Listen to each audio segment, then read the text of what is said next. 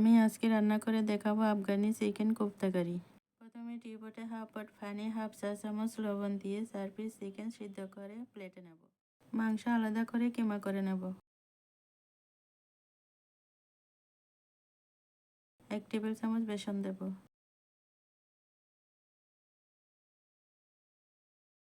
Half চা চামচ ভাজা লাল মরিচ গুঁড়া দেব। হাফ চা চামচ বাটার দেব। হাফ চা চামচ গরম মশলা গুঁড়া দেব। হাফ চা চামচ জিরা গুঁড়া দেব। 1 চিমটি হলুদ গুঁড়া দেব। 2টা কাঁচামরিচ কুচি দেব। 1টা পেঁয়াজ কুচি দেব।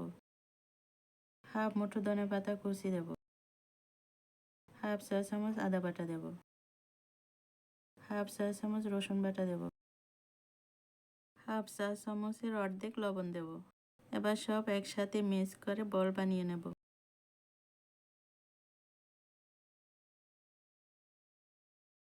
কড়াইয়ে 1 কাপ সয়াবিন তেল দেব। চিকেন কিমার বলগুলো লাল করে ভেজে উঠিয়ে নেব।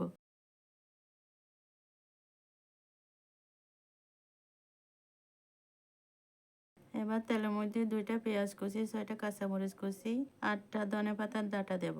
1 কাপের একটু কম পানি দেব সিদ্ধ হওয়ার জন্য। সিদ্ধ হয়ে গেছে, এবার ব্লেন্ড করে নেব।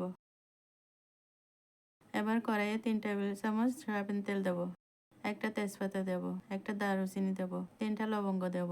5টা সাদা কালো গোলমরিচ দেব। 1 চিমটি কালো জিরা দেব।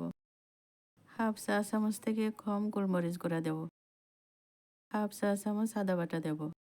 ব্লেন্ড করা মশলা দেব। ঢাকনা দেব। একটু ঘন করে নেব। হাফ চা চামচ লবণ দেব। 6টা কাঁচামরিচ দেব।